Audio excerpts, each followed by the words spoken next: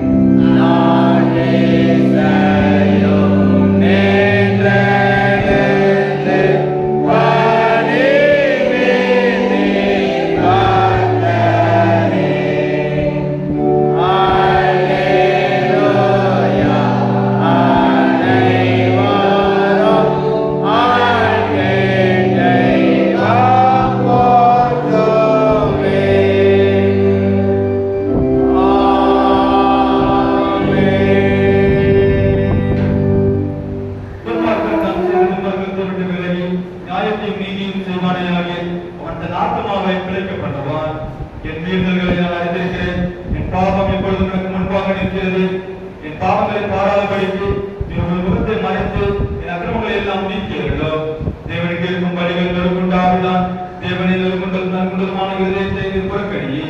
உங்கள் வஸ்திரங்களை அல்ல, உங்கள் இருதயங்களை பிரித்து உங்கள் தேவனாகிய கர்த்தரிடத்தில் திரும்புங்கள். அவர் இரக்கமும் மன ஒழுக்கமும் நீடிய சாந்தமும் மிகுந்த கிருபையும் உள்ளவர். அவர் நீதிக்கு மனஸ்தாபப்படுகிறவருமாய் இருக்கிறார். நம்முடைய தேவனாகிய ஆண்டவருக்கு விரோதமாக நாம் கலகம் பண்ணி அவர் நமக்கு முன்பாக வைத்த நியாயப்பிரமாணங்கள் இப்படி நடக்கத்தக்கதாக நாம் அவருடைய சத்தத்திற்கு செவிகொள்ளாமல் போனோம். ஆனாலும் நம்முடைய தேவனாகிய கர்த்தரிடத்தில் இரக்கங்களும் மன்னிப்புகளும் உண்டு.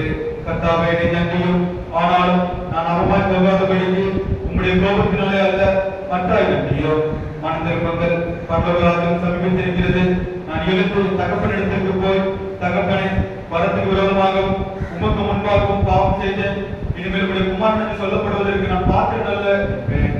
கர்த்தாவே, ஜீவனுள்ள ஒருவனும் உமக்கு முன்பாக நீதிமான் அல்லாததினாலே அடியை ஞானத்திற்கு பிரவேசியாதேயோ. நமக்கு பாவங்கள் இன்பமானால் நம்மை நாமே வஞ்சிக்கிறவர்களாய் இருப்போம். சத்தியம் நமக்கு இராது. நம்முடைய பாவங்களை நாம் அறிக்கையிட்டால் பாவங்களை நமக்கு மன்னித்து எல்லா அநியாயத்தையும் நீக்கி நம்மை சுத்திகரிப்பதற்கு கர்த்தர் உண்மையும் நீதியும் உள்ளவராயிருக்கிறார்.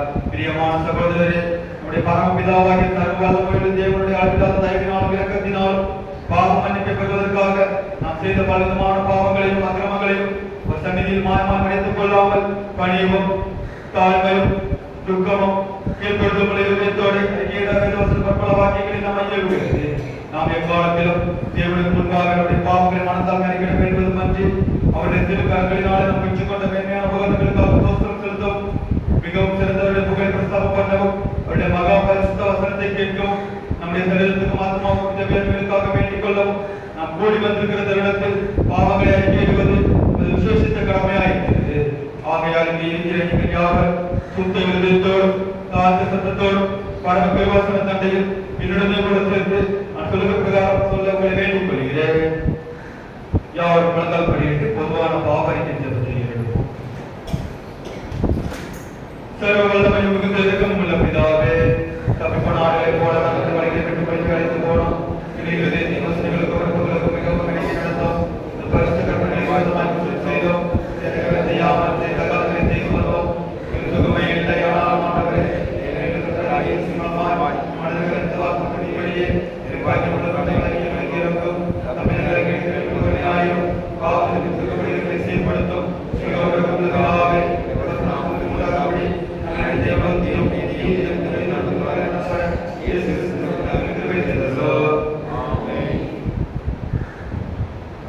தேவனை பொழுதும் செய்கிறதும் மன்னிக்கிறதும் சுவாபம் மன்னிக்கிறதுனால் சாதாரண பகலை ஏற்றுக்கொண்டு எங்கள் பாவங்களை தங்கள் நலன்களை கட்டுண்டவர்களாய் குடும்பமான விடுதலாக வேண்டும் என்று எங்கள் மத்தியஸ்தரும் எங்களுக்காக பரிந்துரைகளுமாகிய இயேசு கிறிஸ்துவுக்கு முன்பாக வேண்டிக் கொள்கிறோம்.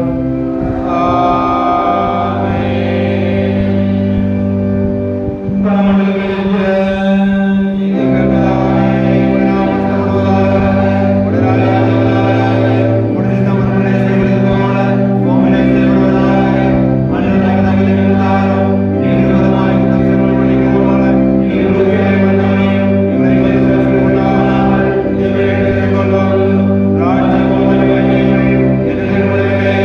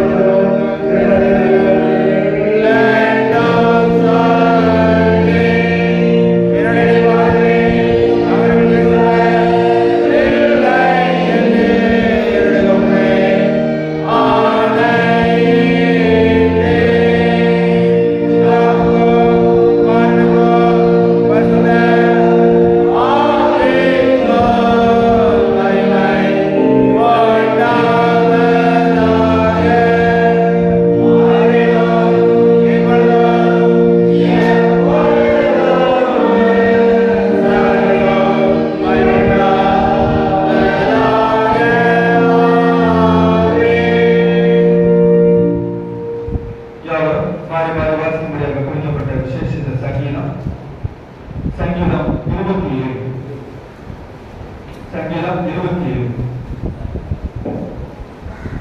கர்த்தரின் வெளிச்சமும் என் ரட்சிப்புமானவர், யாருக்கு பயப்படுவேன்? கர்த்தரின் ஜீவனின் பலனானவர், யாருக்கு அஞ்சுவேன்?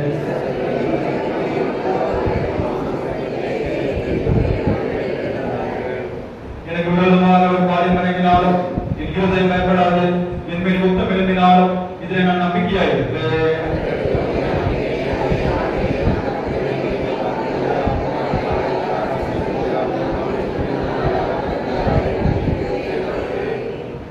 தீங்கு நாளில் அவர் என்னை தம்முடைய கூடாரத்தில் மறைத்து, என்னை தமது கூடார மறைவில் ஒளித்து வைத்து, என் கண்மலையின் மேல் வைத்துவார்.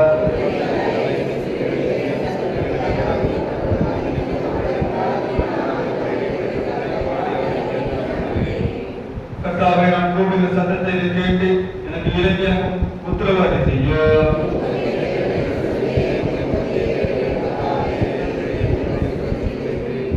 உமது முகத்தை எனக்கு மறையாதையும், என் கோபத்துடன் உமது அடியை விடைக்கக் கூடாதையும். நீரே எனக்கு சகாயம், என் ரட்சிப்பின் தேவனே, என்னை கைவிடாமலும் என்னை கைவிடாமலும் இரும். கர்த்தாவே, உமது வழியை எனக்கு போதித்து என் எதிராளிகள் நிமித்தம் செவ்வையான பாதையில் என்னை நடத்தும்.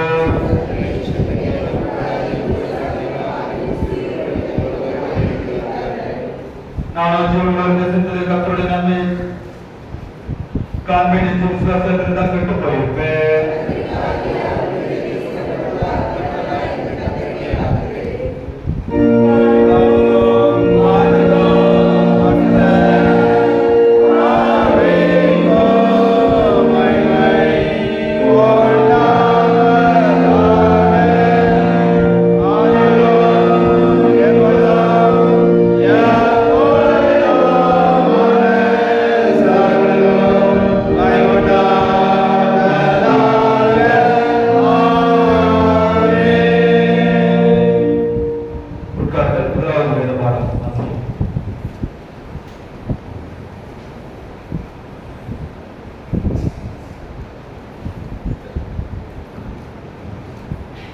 வாசிக்கும்படியாக குறிக்கப்பட்டுள்ள முதலாம் வேத பாடம் யாத்திராகமம் 1ஆம் அதிகாரம் 1ஆம் வசனம் முதல் 14ஆம் வசனம் வரை. யாத்திராகமம் 3ஆம் அதிகாரம் 1ஆம் வசனம் முதல் 14ஆம் வசனம் வரை. மோசே மீதியான் தேசத்து ஆசாரியனாக இருந்த தன் மாமனாகிய எத்ரோவின் ஆடுகளை மேய்த்து வந்தான். அவன் ஆடுகளை வனாந்தரத்தில் பின்புறத்திலே ஓட்டி வேத பர்வதமாகிய ஓரேப் மட்டும் வந்தான். அங்கே கர்த்தருடைய தூதனானவர் ஒரு முட்செடியின் நடுவில் இருந்து உண்டான அக்னி ஜுவாலையிலே நின்று அவனுக்கு தரிசனமானார். அப்பொழுது அவன் உற்று பார்த்தான். முட்செடி அக்னியால் ஜுவாலித்தேறியும் அது வெந்து போகாமலும் இருந்தது. அப்பொழுது மோசே, இந்த முட்செடி வெந்து போகாதிருக்கிறது என்ன? நான் கிட்ட போய் இந்த அற்புத காட்சியை பார்ப்பேன் என்றான். அவன் பார்க்கும்படி கிட்ட வருகிறதை கர்த்தர் கண்டார். முட்செடியின் நடுவிலிருந்து தேவன் அவனை நோக்கி, மோசே மோசே என்று கூப்பிட்டார். அவன், இதோ அடியேன் என்றான். அப்பொழுது அவர், இங்கே கிட்டி சேராயாக, உன் காலில் இருக்கிற பாதரட்சையை கலற்றி போடு, நீ நிற்கிற இடம் பரிசுத்த பூமி என்றார். பின்னும் அவர், நான் ஆபிரகாமின் தேவனும் ஈசாக்கின் தேவனும் யாக்கோபின் தேவனுமாகிய உன் பிதாக்களுடைய தேவனுமாய் இருக்கிறேன் என்றார். மோசே தேவனை நோக்கி பார்க்காமல் பயந்ததினால் தன் மூட்டை மூடிக்கொண்டான். அப்பொழுது கர்த்தர், எகிப்தில் இருக்கிற என் ஜனத்தின் உபத்திரத்தை நான் பார்த்து ஆலோட்டிகளின் நிமித்தம் அவர்கள் இடுகிற குக்குரலை கண்டேன், கேட்டேன். அவர்கள் படுகிற வேதனைகளையும் அறிந்திருக்கிறேன். அவர்களை எகிப்தியர் கைக்கு விடுதலையாகவும் அவர்களை அந்த தேசத்திலிருந்து நீக்கி கானானியரும் ஏத்தியரும் எமோரியரும் பெரிசியரும் ஏவியரும் எபூசியரும் இருக்கிற இடமாகிய பாலும் தேனும் முடிகிற நலவும் விசாலமுமான தேசத்தில் கொண்டு போய் சேர்க்கவும் இருக்கிறேன். இப்பொழுதும் இஸ்ரவேல் புத்திரரின் குரல் என் சன்னதியில் வந்து எட்டினது. எகிப்தியர் அவர்களை ஒடுக்குதலையும் கண்டேன். நீ இஸ்ரவேல் புத்திரராகிய என் ஜனத்தை எகிப்திலிருந்து அழைத்து வரும்படி உன்னை பார்வோனிடத்திற்கு அனுப்புவேன், வா என்றார். அப்பொழுது மோசே தேவனை நோக்கி, பார்வோனிடத்திற்கு போகவும் இஸ்ரவேல் புத்திரரை எகிப்திலிருந்து அழைத்து வரவும் நான் எம்மாத்திரம் என்றார். அதற்கு அவர், நான் உன்னுடனே இருப்பேன். நீ ஜனத்தை எகிப்திலிருந்து அழைத்து வந்தபின் நீங்கள் இந்த மலையில் தேவனுக்கு ஆராதனை செய்வீர்கள். நான் உன்னை அனுப்பினேன் என்பதற்கு இதுவே அடையாளம் என்றார். அப்பொழுது மோசே தேவனை நோக்கி, நான் இஸ்ரவேல் புத்திரரிடத்தில் போய் உங்கள் பிதாக்களுடைய தேவன் உங்களிடத்தில் என்னை அனுப்பினார் என்று அவர்களுக்கு சொல்லும்போது அவருடைய நாமம் என்ன என்று அவர்கள் என்னிடத்தில் கேட்டால் நான் அவர்களுக்கு என்ன சொல்லுவேன் என்றார்.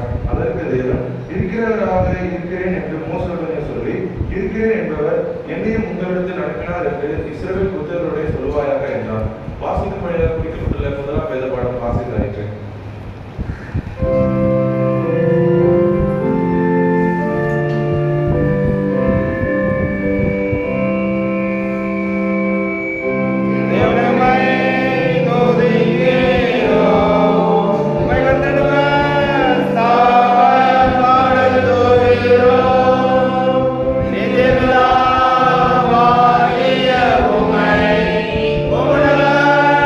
Amen.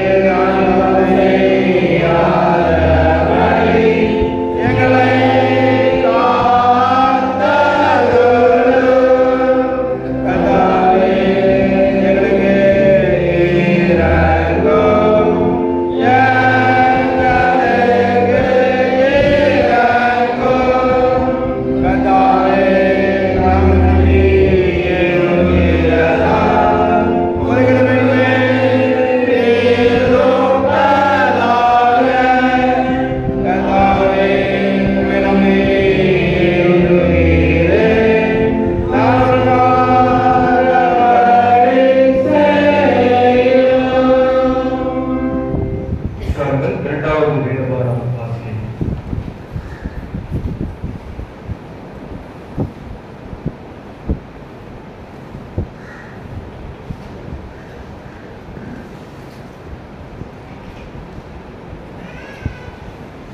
வாசியவழியாக குறிக்கப்பட்டுள்ள இரண்டாம் வேதபாரம் அப்போஸ்தலர் 16ஆம் அதிகாரம் 22ஆம் வசனம் முதல் 32ஆம் வசனம் வரை. அப்போஸ்தலர் 16ஆம் அதிகாரம் 22ஆம் வசனம் முதல் 32ஆம் வசனம் வரை. அப்பொழுது ஜனங்கள் கூட்டம் கூடி அவர்களுக்கு விரோதமாய் எழும்பினார்கள். அதிகாரிகள் அவர்கள் வஸ்திரங்களை கிழித்துப் போடவும் அவர்களை அடிக்கவும் சொல்லி அவர்களை அநேக அடி அடித்த பின்பு சிறைச்சாலையிலே வைத்து அவர்களை பத்திரமாய் காக்கும்படி சிறைச்சாலைக்காரனுக்கு கட்டளையிட்டார்கள். அவன் இப்படிப்பட்ட கட்டளையை பெற்று அவர்களை உட்காவல் அறையிலே அழைத்து அவர்கள் கால்களை தொழு மரத்தில் மாட்டி வைத்தான். நடுராத்திரியிலே பவுலும் சீலாவும் ஜெபம் பண்ணி தேவனை துதித்து பாடினார்கள். காவலில் வைக்கப்பட்டவர்கள் அதை கேட்டுக் கொண்டிருந்தார்கள். சடுதியிலே சிறைச்சாலையின் அஸ்திபாரங்கள் அசையும்படியாகவும் பூமி மிகவும் அதிர்ந்தது. உடனே கதவுகள் எல்லாம் திறவுண்டது. எல்லோருடைய கட்டுகளும் கலன்று போயிற்று. சிறைச்சாலைக்காரர் நித்திரை தெரிந்து சிறைச்சாலை கதவுகள் திறந்திருக்கிறதைக் கண்டு கட்டுண்டவர்கள் ஓடிப்போனார்கள் என்று எண்ணி பட்டயத்தை ஒருவே தன்னை கொலை செய்து கொள்ள போனான். பவுல் மிகுந்த சத்தமிட்டு, நீ உனக்கு கெடுதி ஒன்றும் செய்து கொள்ளாதே, நாங்கள் எல்லோரும் இங்கேதான் இருக்கிறோம் என்றான்.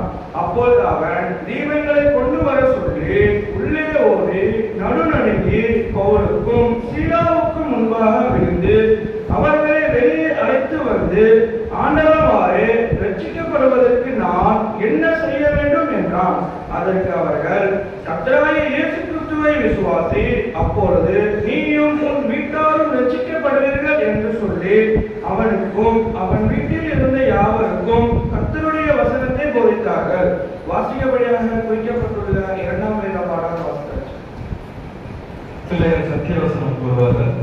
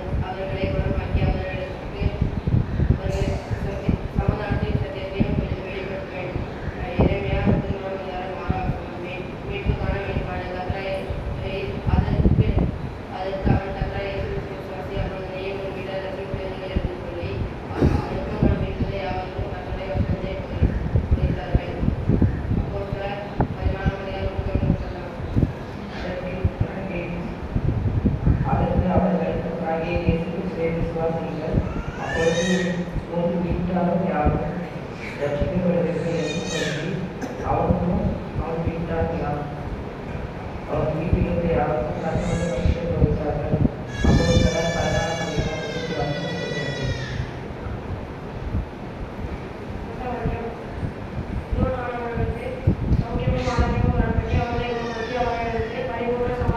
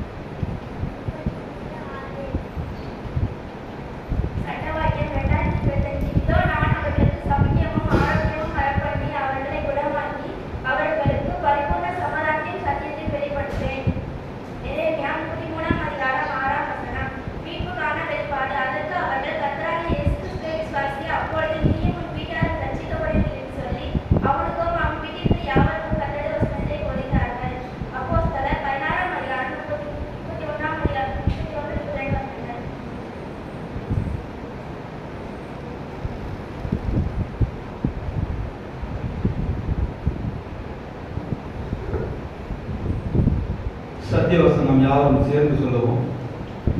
மீட்புக்கான வெளிப்பாடு. அதற்கு அவர்கள், கர்த்தராகிய இயேசு கிறிஸ்துவை விசுவாசி, அப்பொழுது நீயும் உன் வீட்டாரும் ரட்சிக்கப்படுவீர்கள் என்று சொல்லி அவனுக்கும் அவன் வீட்டில் இருந்த யாவருக்கும் கர்த்தருடைய வசனத்தை போதித்தார்கள். அப்போஸ்தலர் 16ஆம் அதிகாரம் 31-32 வசனம்.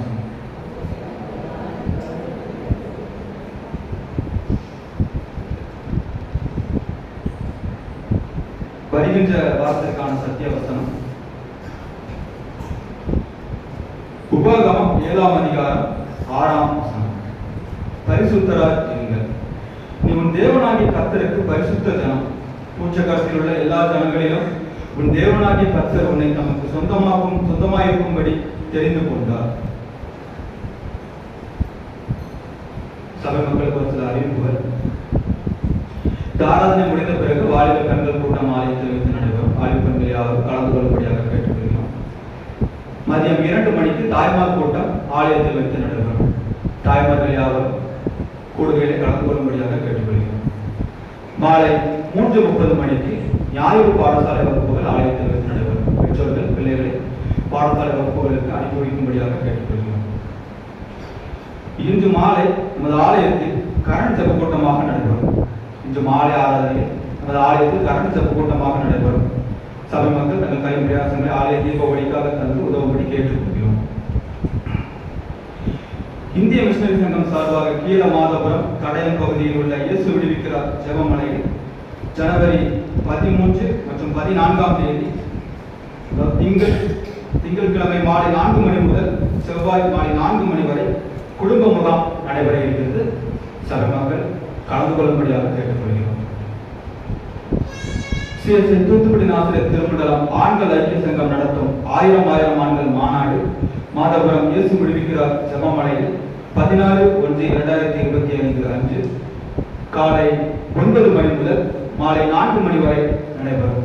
சபை ஆண்களை அவர் கலந்து கொள்ளும்படியாக கேட்டுக்கொள்கிறோம். இன்று இரவு வாலிப ஆண்கள் கூட்டம் நடைபெறாது என்பதை தெரிவித்துக் கொள்கிறோம். இன்றும் நம் மத்தியிலே கர்த்தருடைய வார்த்தையை பகிர்ந்து கொள்வதற்காக கல்கத்தாவில் உள்ள வேதாகம கல்லூரியில் 1ஆம் ஆண்டு பயிலும் சகோதரர் பிளஸிங் அவர்கள் வந்திருக்கிறார்கள். அவர்களை சபையின் சார்பாக வாழ்த்தி வரவேற்கிறோம். அவர்கள் கர்த்தருடைய வார்த்தையை நம்மிடத்தில் பகிர்ந்து கொள்வார்கள். நமது திருமண்டலத்திலிருந்து வெளியிடப்பட்டுள்ள சத்திய வசனம் புஸ்தகம் ஒன்றின் விலை 20 ரூபாய். வேண்டும் என்பவர்கள் சபை ஊழியரை தொடர்பு கொண்டு பெற்றுக்கொள்ளும்படியாக கேட்டுக்கொள்கிறோம். 15 நாட்களில் தங்களது பிறந்த நாள் மற்றும் திருமண நாளை கொண்டாடுகிறவர்கள் பெயர்களை வாசிக்கிறேன். பிறந்த நாள் கொண்டாடுகிறவர்களின் பெயர்கள்: 5ஆம் தேதி கிஞ்சி தனப்படி ஒய்ஃப் ஆஃப் ஈசாக்கு அவர்கள், தங்கையாபுரம். 5ஆம் தேதி ஜெனிட்டா ஓஸ்பேட். 7ஆம் தேதி எஸ் அருள் ஓஸ்பேட். 8ஆம் தேதி எஸ் சாமுவேல் வேலூர். 10ஆம் தேதி டி அன்னாள் பாக்கியம் காஞ்சிபுரம். 11ஆம் தேதி பிரயாணா டேப்னி சென்னை. இவர்கள் தங்களது பிறந்த நாளை கொண்டாடுகிறார்கள். திருமண நாள் கொண்டாடுகிறவர்கள் பெயர்களை வாசிக்கிற டி குணசிங் ஜி ஜெகநாடி கோவை. 7ஆம் தேதி தங்களது திருமண நாளை கொண்டாடுகிறார்கள். 8ஆம் தேதி கே சாந்த பிரகாசம் எஸ் அதிசயமணி அவர்கள் தங்களது திருமண நாளை கொண்டாடுகிறார்கள். 9ஆம் தேதி டி அதிசயராஜ் ஏ ஜூலியட் அவர்கள் தங்களது திருமண நாளை கொண்டாடுகிறார்கள். 11ஆம் தேதி ஏ கிறிஸ்டோபர் யோசேப்பு சி ஜெனிட்டா அவர்கள் தங்களது திருமண நாளை கொண்டாடுகிறார்கள். 15 நாட்களில் தங்களது திருமண நாள் மற்றும் பிறந்த நாள் கொண்டாடுகிறவர்களுக்கு சபையின் சார்பாக வாழ்த்துக்களை தெரிவித்துக் கொள்கிறோம். இவர்களுக்கான வாக்குத்தத்த வசனம் அபகுக் 3ஆம் அதிகாரம் 19ஆம் வசனம். அபகுக் 3ஆம் அதிகாரம் 19ஆம் வசனம். ஆண்டவராகிய கர்த்தர் என்பதன் அவரின் கால்களை மான் கால்களை போலாக்கி உயரமான ஸ்தலங்களில் என்னை நடக்க பண்ணுவார். இப்பொழுது பாடகர் குழு வாழ்த்து பாடல் பாடுவார்கள். அதைத் தொடர்ந்து அவர்களுக்காக நாம் ஜெபம் செய்வோம்.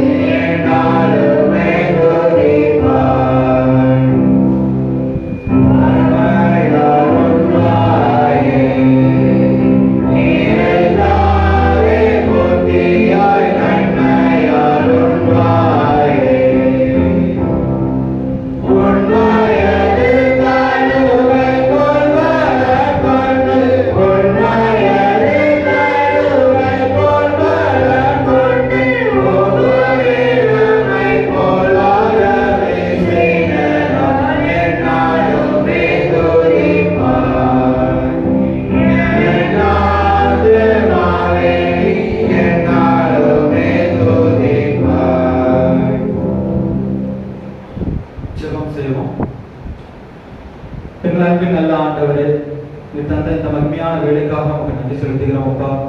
இந்த வேலையிலும் ஆண்டவரே பெயர்கள் வாசிக்கப்பட்ட தங்களது பிறந்தநாள் மற்றும் திருமண நாளை கொண்டாடுகிற ஒவ்வொரு பிள்ளைகளையும் இப்படி கருத்து நாங்கள் அர்ப்பணித்து செல்கிறோம் அப்பா. கடந்த வருடம் முழுவதும் கிருபையாய் பாதுகாத்து அன்றவர்கள் ஜீவனை பாதுகாத்து மீண்டும் ஒரு புதிய வருடத்துக்குள்ளாக நீ அழைத்து சென்றிருக்கிறது. அதற்காக உங்களுக்கு நன்றி செலுத்துகிறோம் அப்பா.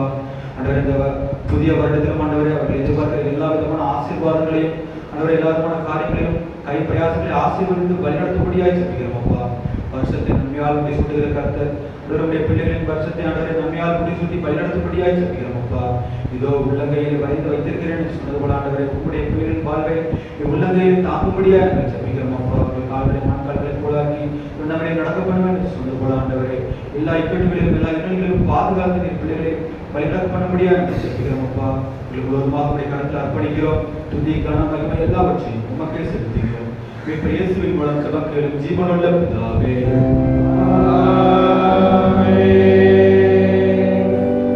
யார் எழுந்து நின்று முதலாம் சங்கீதத்தை பாடலாக பாடுகிறார்.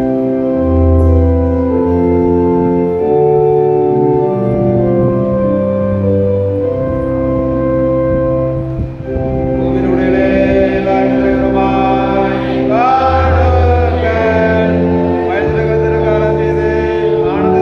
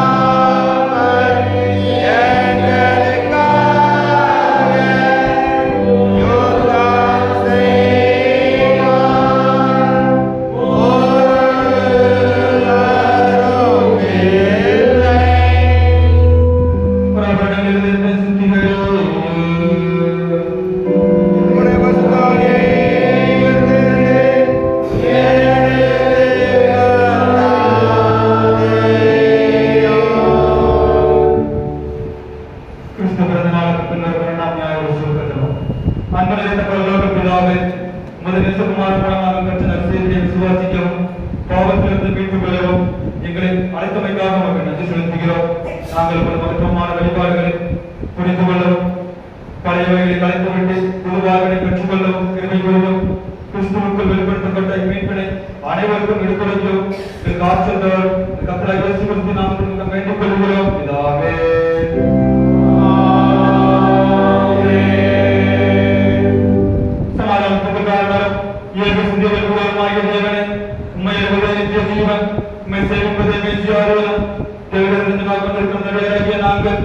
எந்த விரோதிகளை கொள்ளமைப்பு பயப்படவிருக்கும்படியாக எங்கள் சத்துருக்கள் செய்கிற எல்லா பிரயத்தனங்களும் நின்று எங்கள் கர்த்தராகிய இயேசு கிறிஸ்துவின் வல்லமையால் எங்களை காப்பாற்றுகிறோம்.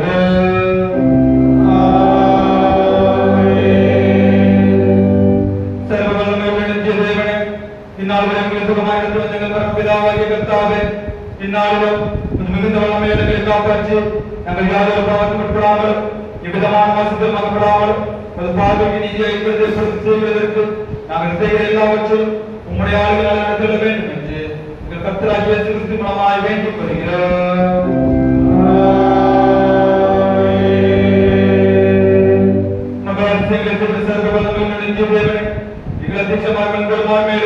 அவர்கள் எல்லா சபைகள் மேலும் அனுப்பி அவர்கள் பிரியமானவர்கள் நடக்கும்படி இந்த ஆசீர்வாதமாக பணியாளர்கள் பேசுகிறோம்.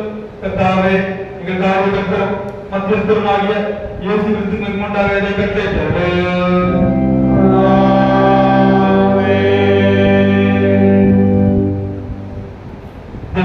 ஆயத்தமாக நாம் யாரும் எழுந்து நின்று ஆராதனை கூடங்கள் 691, இறைச்சான்றிதழ் 471, பாமாலை 295. ஆராதனை கூடங்கள் 691, இறைச்சான்றிதழ் 471, பாமாலை 295. அருள்மாறி எங்குமாக பெய்யாடியது.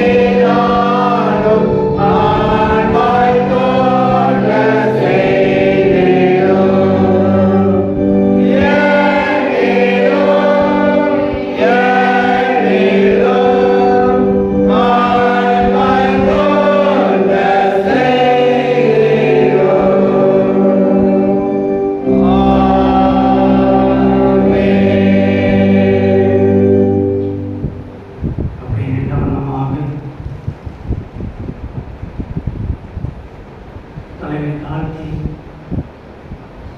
ஆண்டவர் நம்மோடு பேசும்படியாக ஜெபம் செய்வோம். இரக்கத்திலே சுயமுள்ள நன்பின் நல்ல ஆண்டவரை நன்றியோடு துதிக்கிறோம். மன மகிழ்ச்சியான ஓய்வு நாளுக்காக நமக்கு நன்றி செலுத்துகிறோம்.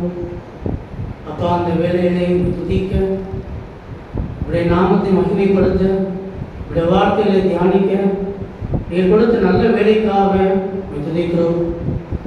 ஆண்டவரே, இந்த வேலையில் வந்திருக்கிற ஒவ்வொருவரோடும் இடைவிடும்படியாக நாம் ஜீவிக்கிறோம். இந்த வல்லமையான வார்த்தை மூலமாக அப்பா நீங்களை உணர்வடை செய்ய வேண்டும் என்று நாம் ஜீவிக்கிறோம். இந்த இடத்துல ஒப்புக் கொடுக்கிறோம். ஆண்டவர் நீர் பொறுப்படுத்திக் கொள்ளும்படியாக ஜீவிக்கிறோம். இயேசுவின் நாமத்தில் ஜீவிக்கிறோம். ஜீவனுள்ள நல்ல பிதாவே, ஆமென். யாரும் உட்கார்ந்து கொள்வோம்.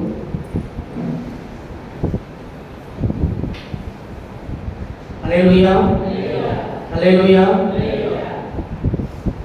வசனத்தை நாம் வாசிக்கலாம். அப்போஸ்தலர் 16ஆம் அதிகாரம் 31, 32 வாசியுங்கள்.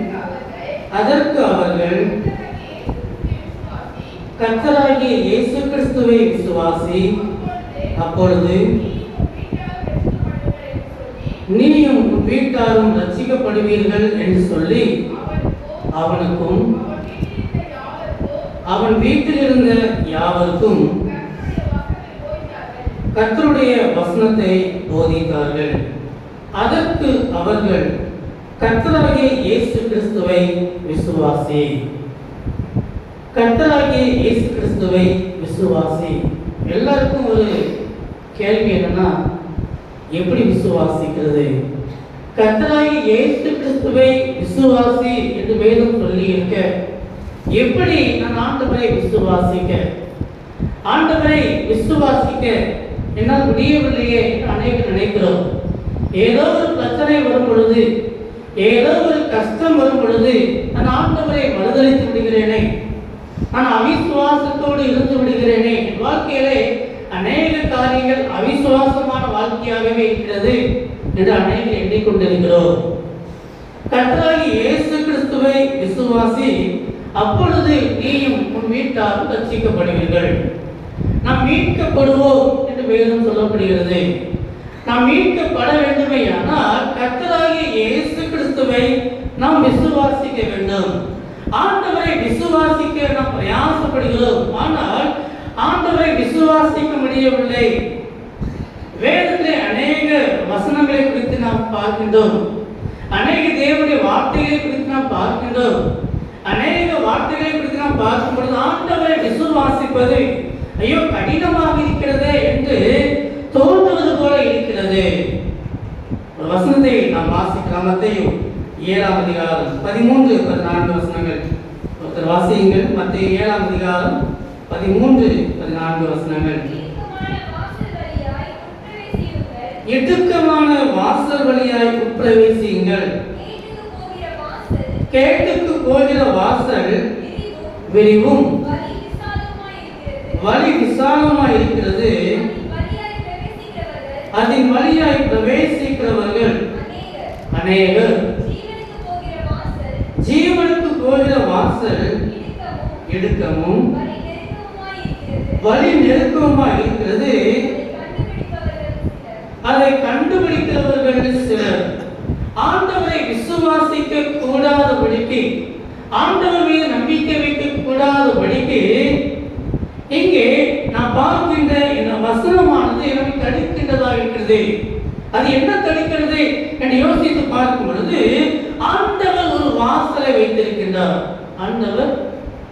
ஆண்டவர் ஒரு வாசலை வைத்திருக்கின்றார்.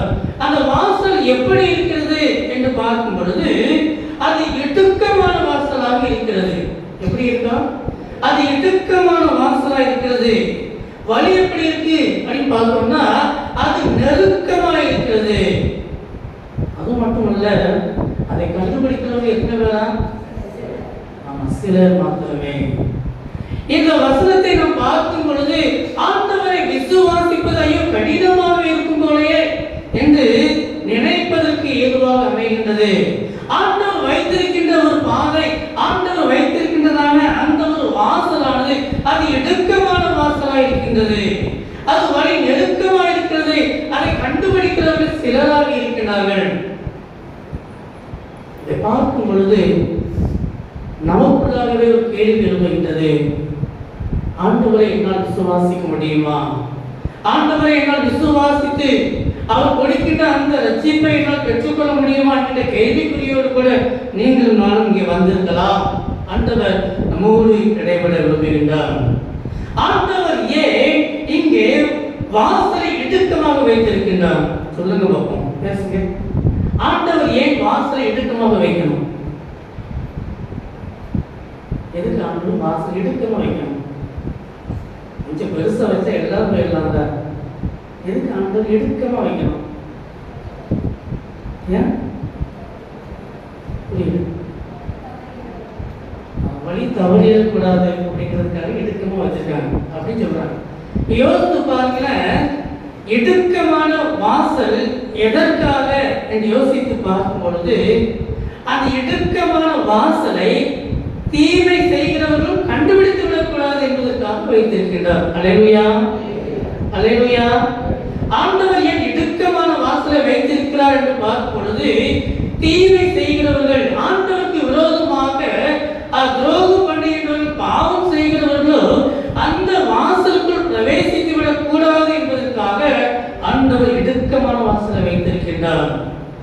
ராஜாவை சுற்றி அடுத்த நாட்டு ராஜா படையெடுத்து வரும் பொழுது அந்த ராஜா என்ன பண்ணுவார்னா, தப்பிக்கிறதுக்காக என்ன பாதையை தேர்ந்தெடுப்பாரா?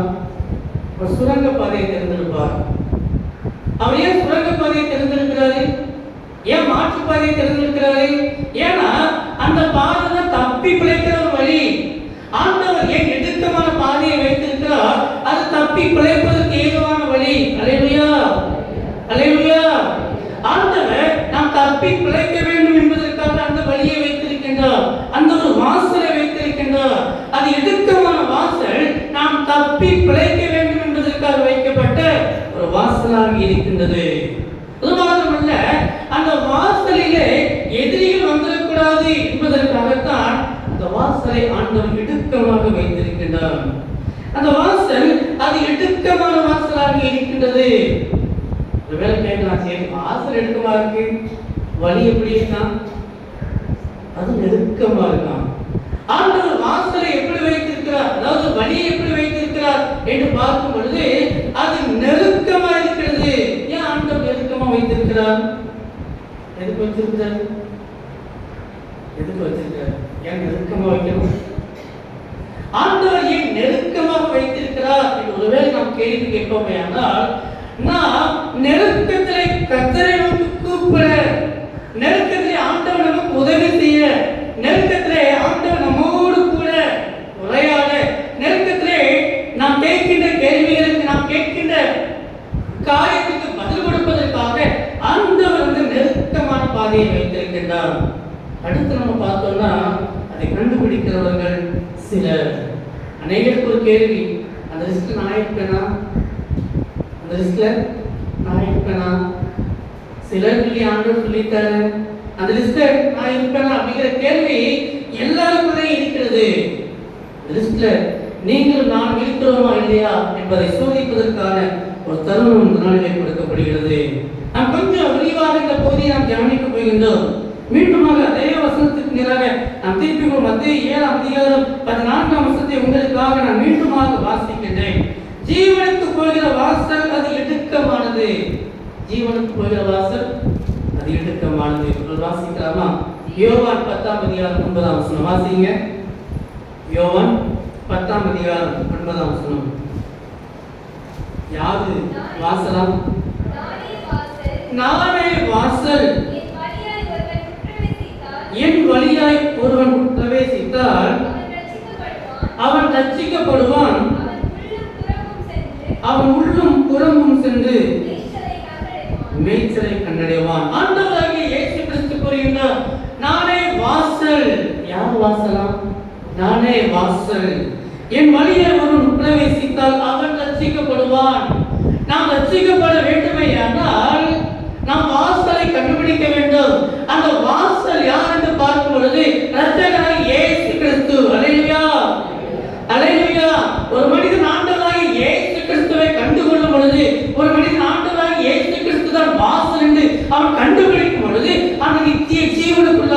பிரவேசிக்கின்றான். ஆண்டவர் அந்த வாசலை வைத்திருக்கின்றார். அந்த வாசல் எப்படி இருக்கிறது என்று கவனித்து பார்க்கும் பொழுது அது இடுக்கமான வாசலாக இருக்கிறது.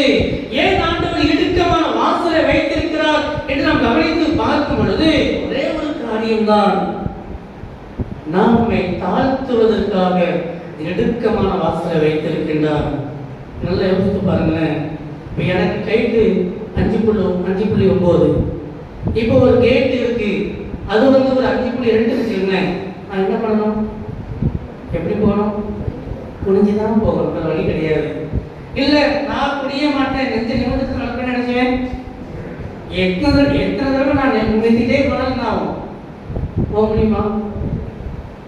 எத்தனை தடவை நான் நிமித்திட்டே போனாலும் அந்த வாசல் முட்டி நான் பின்னாடி தான் வருவேன்.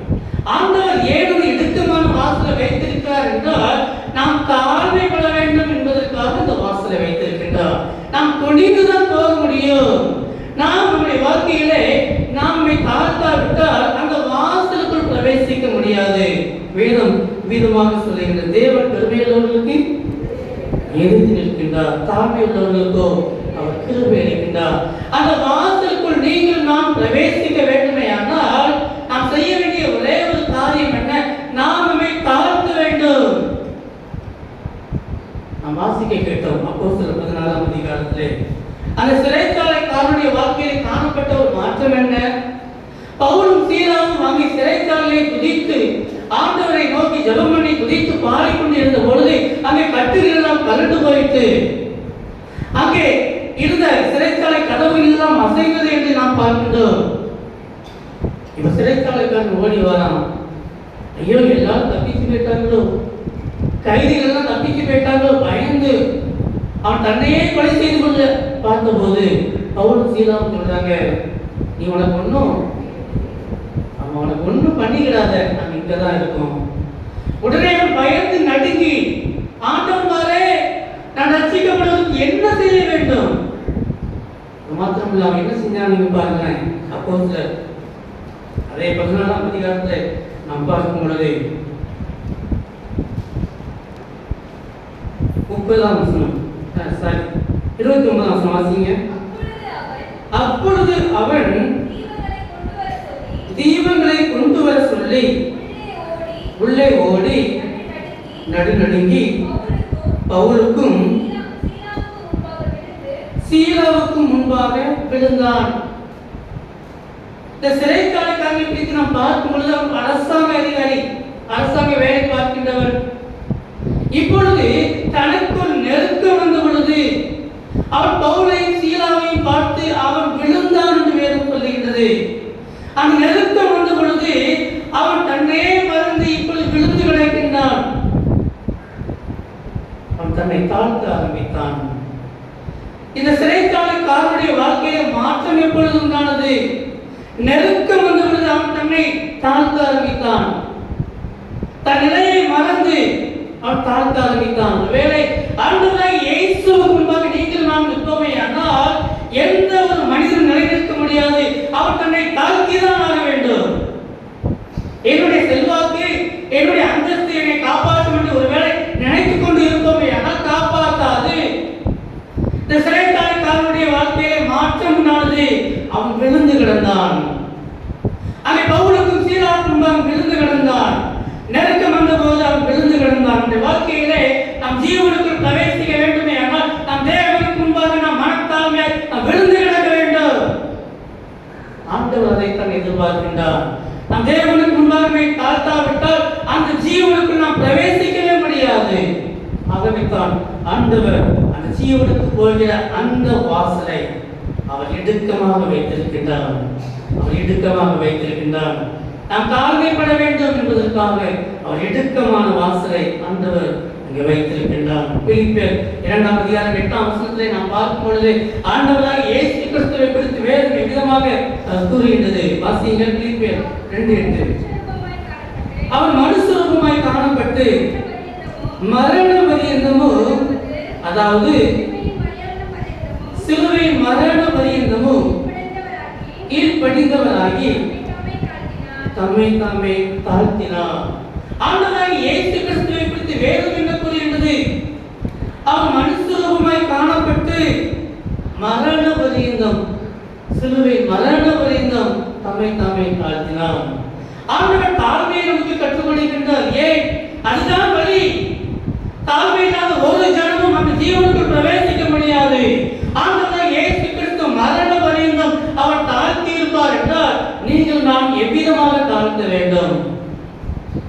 ஜீவனுக்கு போகிற அந்த வாசல் அது இடுக்கமானது.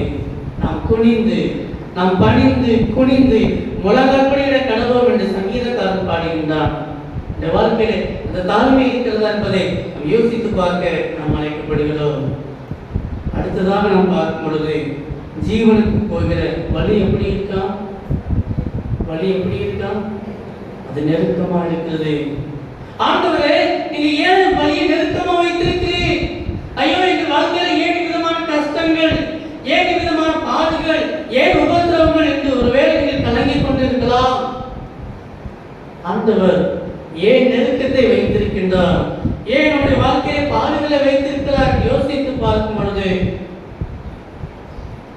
பாடுகளை சகிக்கிற மனுஷன் அவன் பாக்கியவான். அல்லேலூயா. பாடுகளை சகிக்கிற மனுஷன் அவன் பாக்கியவான்.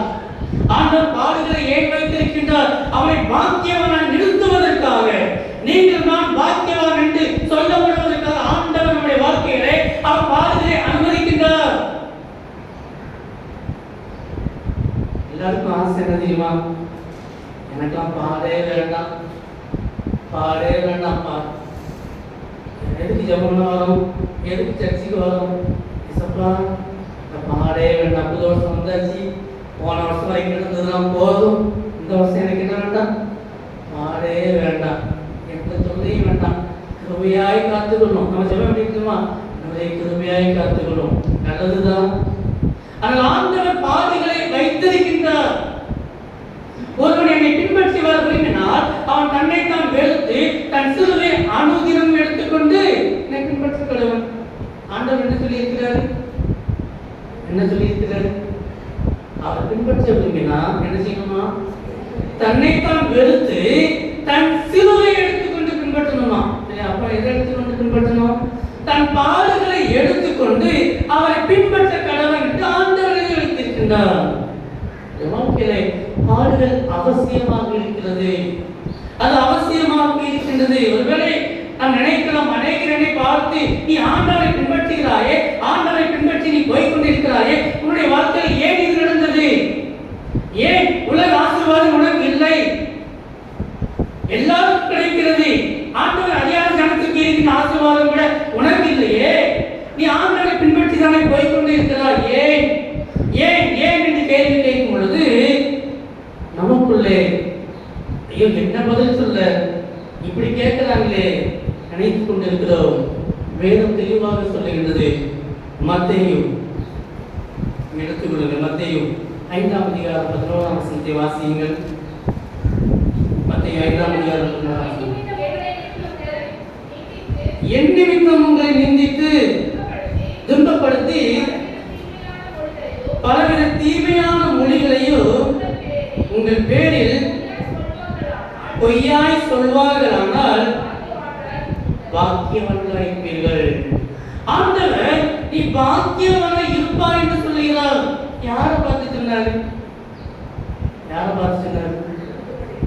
துன்பப்படுகிறவர்களை பார்த்து, அவருடைய நாமத்தின் நிமித்தம் துன்பப்படுகிறவர்களை பார்த்து ஆண்டவர் நீ பாக்கியவானாய் இருப்பாய்,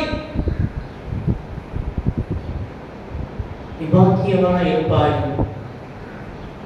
அவருடைய நாமத்தின் நிமித்தம் யாராவது உன்னை பழித்து பேசினார்கள் என்றால், யாராவது உன்னை குற்றப்படுத்தினார்கள் என்றால் நீ பாக்கியவான். யோசித்து பாருங்களேன்.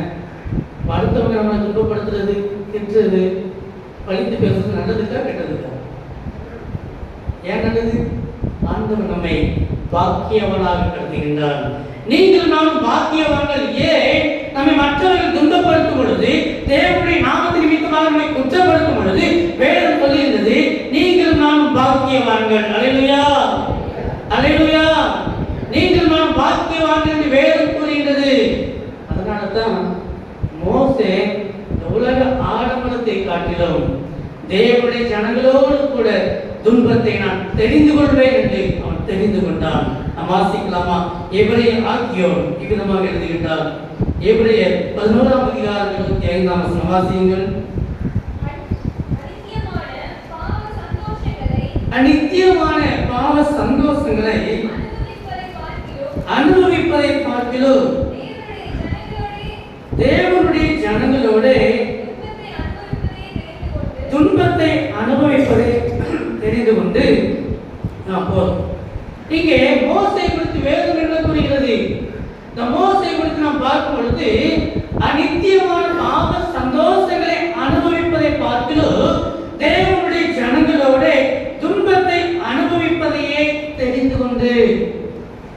அவனுக்கு என்ன ஃபுல்லாக தேவனுடைய ஜனத்தோடு கூட நான் துன்பம் அனுபவிக்க வேண்டும், நான் கஷ்டப்பட விரும்புகிறேன், நான் தேவனுடைய ஜனத்தோடு கூட நான் துக்கப்பட விரும்புகிறேன். எத்தனை பேர் சொல்லுவோம்? கேட்டு பாருங்களேன். எத்தனை பேர் எனக்கு துன்பம் வரட்டும், எப்படி ஜோனுவீங்களா? எனக்கு துன்பம் வரட்டும், எத்தனை பேர் ஜோனுவீங்க? ஒருத்தர் சொல்ல மாட்டோம். இங்கே மோசே குறித்து நாம் பார்க்கணும். தேவனுடைய ஜனங்களோடு நான் துன்பத்தை தெரிந்து கொள்வேன் என்று சொல்லி அந்த ஜனத்தோடு கூட அவன் துன்பத்தை அனுபவிக்க ஆரம்பித்தான். இப்படிப்பட்டவர்கள் மாத்திரமே ஜீவனுக்குள் பிரவேசிக்க முடியும். இந்த நெருக்கமான பாதையிலே நாம் சகிக்க பழகிக் கொள்ள வேண்டும். ஆண்டவர் ஏன் நெருக்கத்தை வைத்திருக்கின்றார்? இந்த நெருக்கமான பாதையிலே ஆண்டவர் நம்மோடு பயணிக்கின்றார், ஆண்டவர் நம்மோடு கூட வருகின்றார். இந்த நெருக்கமான பாதையின் மூலமாக நாம் உயர்த்தி விடக்கூடாது என்பதற்காக ஆண்டவர் இந்த நெருக்கமான பாதையை வைத்திருக்கின்றார். பவுலின் வாழ்க்கையை யோசித்து பாருங்கள். பவுலின் வாழ்க்கையில நீ யோசித்து பார்க்கும் பொழுது அவனுக்கு ஒரு முள் கொடுக்கப்பட்டிருந்தது.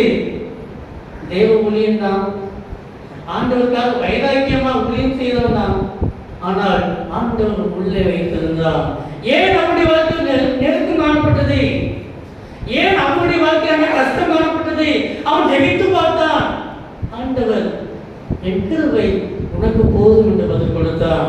நாம் அநேக வேளைகளில் ஜெபித்துக் கொண்டிருக்கிறோம், ஐயோ இந்த கஷ்டம் தீர்ந்து விட்டால் நன்றாக இருக்குமே. ஆண்டவர் சொல்லுகின்ற பதில் என்ன தெரியுமா? என் கிருபை உனக்கு போதும். இந்த பலவீனத்தை மேற்கொள்வதற்கு, இந்த பலவீனத்தை தாண்டி செல்வதற்கு நான் உனக்கு பலத்தை கொடுக்கிறேன் என்று ஆண்டவர் வாக்கு கொடுக்கின்றார். நீ சோர்ந்து போயிருக்கலாம், ஆண்டவர் அந்த பலவீனத்தை ஆண்டவர் மாற்றி போடாமல் அந்த பலவீனத்தை தாங்கிக் கொள்வதற்கு வேண்டிய பலனை ஆண்டவர் உங்களுக்கு கொடுக்கின்றார். அல்லேலூயா, அல்லேலூயா. பவுலின் வாழ்க்கையை ஆண்டவர் அதைத்தான் செய்தார். அந்த பலவீனத்தை மேற்கொள்வதற்கு, தாங்கிக் கொள்வதற்கு வேண்டிய பலத்தை ஆண்டவர் கொடுத்தார். நம்முடைய வாழ்க்கையை ஆண்டவர் அதை கொடுப்பதற்கு இன்னும் போதுமானவராக இருக்கின்றார். ஆகவே தான் ஆண்டவர் அந்த ஜீவனுக்கு போகிற அந்த வழியை ஆண்டவர் நெருக்கமாய் வைத்திருக்கின்றார். அது நெருக்கமான ஒரு பாதை, ஆனால் ஆண்டவரோடு பயணிக்கிற ஒரு பாதை. அது நெருக்கமான பாதை, ஆனால் ஆண்டவரோடு பயணிக்கிற ஒரு பாதையாக இருக்கிறது. ஆகவே நம் ஜீவனுக்கு போகிற அந்த வழியை நாம் கண்டுபிடிக்க வேண்டும். அவரே வழியும் சத்தியமும் அவர் ஜீவனுமாய் இருந்தார். நானே வழியும் சத்தியமும் ஜீவனுமாய் இருக்கிறேன் ஆண்டவர் சொல்லியிருக்கிறார். யோவான் 14:6 யோசித்து பாருங்கள். நாம் அந்த வழியை தெரிந்து கொண்டிருக்கிறோமா? நாம் யோசித்து பாருங்கள், நாம் அழைக்கப்படுகிறோம். மூன்றாவதாக நாம் கவனித்து பார்க்கும் பொழுது அதை கண்டுபிடிக்கிறவர்கள் சிலர். ஜீவனுக்கு போகிற அந்த ஒரு வாசலையும் அந்த ஒரு வழியையும் கண்டுபிடிக்கிறவர்கள் சிலர். எல்லாருக்கும் ஐயோ கலக்கம், என் பேர் இருக்குமா இல்லையா, அதுக்குள்ள நான் பேருமா இல்லையா, எல்லாருக்கும் ஒரு கலக்கம். தாழ்மையா இருந்தோம்னா நமக்கு அந்த பாதை, தாழ்மையா இருந்தோம்னா நமக்கு அந்த வாசல், தாழ்மையா இருந்த நமக்கு அந்த வழி உண்டாகும், தாழ்மையா இருந்த நமக்கு அந்த நித்திய ஜீவனை ஆண்டவர் கொடுக்கிறவராக இருக்கின்றார். இந்த வாழ்க்கையிலே தாழ்மை அவசியமாக இருக்கிறது. எப்படி கண்டுபிடிக்க முடியும்? அதை கண்டுபிடிக்கிறது சிலர் என்று வேதம் எழுதி வைத்திருக்கிறது. நாம் எப்படி அதை கண்டுபிடிக்க முடியும்? மத்தேயு 7:7 வாசியுங்கள். கேளுங்கள் அப்பொழுது உங்களுக்கு கொடுக்கப்படும், தேடுங்கள் அப்பொழுது கண்டடைவீர்கள். போதும். தேடுனா செஞ்சோம், தேடுனா கிடைச்சிடும். சரியா? நாம் தேடினால் அந்த ஜீவனை கண்டுபிடிக்க முடியும், அந்த வாசலை கண்டுபிடிக்க முடியும், அந்த வழியை கண்டுபிடிக்க முடியும். ஆண்டவர் சொல்லுகின்றார், நீ தேடு. நம்ம எது தேடணும் தெரியுமா? எது தேடிட்டு இருக்கோம் தெரியுமா? இயேசுவை தேடல, இயேசுவின் மூலம் கிடைக்கின்ற ஆசீர்வாதத்தை தேடிட்டு இருக்கோம். ஆண்டவர் சொல்லுகின்றார், நீ தேடு, என்னை தேடினால் நீ கண்டுபிடிப்பாய். இது யாரை தேடினா? என்னை தேடினால் நீ கண்டுபிடிப்பாய். நீ என்ன தேட வரல, நீ வந்திருக்கிறது என் மூலமாக கிடைக்கிற ஆசீர்வாதத்தை.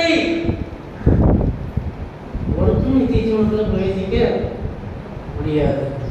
ஆண்டவர் எதிர்பார்க்கிற காரியம், என்னை தேடுங்கள், என் மூலமாக வருகின்ற ஆசீர்வாதத்தை தேடுகிறீர்கள். நீ என்னை தேடவில்லை, நீ என்னை தேடினால் நீங்கள் கண்டுபிடிப்பீர்கள்.